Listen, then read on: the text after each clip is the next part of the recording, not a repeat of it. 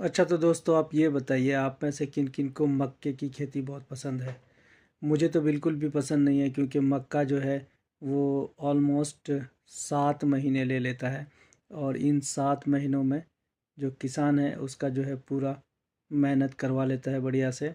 और जब इसका फसल जो कटाई का टाइम टाइम आता है, उस वक्त का मौसम हमारे यहाँ पे इतना ख़राब रहता है कि कभी बारिश आने लगता है, कभी आंधी आने लगता है।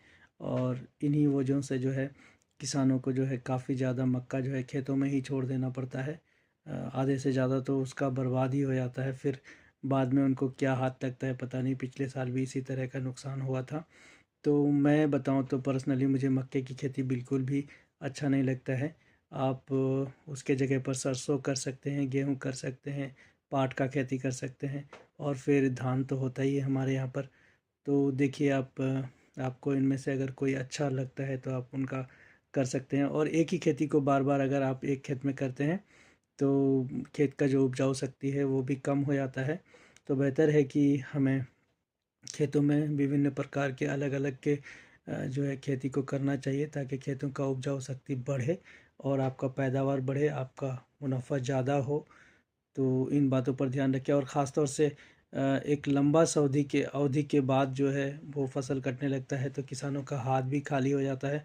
और अगर इन सारी फसलों मक्का के अलावा और फसलों को हम लोग करते हैं तो प्रोबेबली 3 से 3.5 या 4 महीने में एक फसल आपके पास आ जाता है। तो आपके पॉकेट में पूंजी भी आने लगता है। और जब पॉकेट में पूंजी रहता है तो लोगों का मन अच्छा रहता है। और इसीलिए मैं कहना चाहता हूँ कि मुझे लगता है पर्सनली, ये मेरा अपना व्यू है कि मक्का बहुत अच्छा ऑप्शन नहीं है। उसके अलावा हमारे यहाँ पे बहुत सारा खेती करने का है। आप उसके तरफ स्विच कर सकते हैं। आप केला का भी खेती कर सकते हैं, दलहन का भी खेती कर सकते हैं। हमारे यहाँ पर मूंग का खेती नहीं होता है, हमारे यहाँ पर वो कर सकते हैं। आप चने का खेती कर सकते हैं, वो हमारे यहाँ पे उपजाऊ नहीं होता है।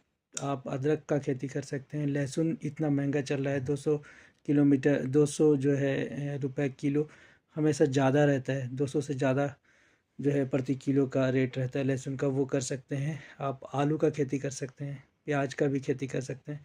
तो मुझे लगता है कि जो खेती है वो बदल बदल के करना चाहिए। और बदल बदल के करने से जो है पैदावार भी बढ़ता है और पॉकेट में जल्दी जल्दी जो है किसान का जो है पैसा आता है।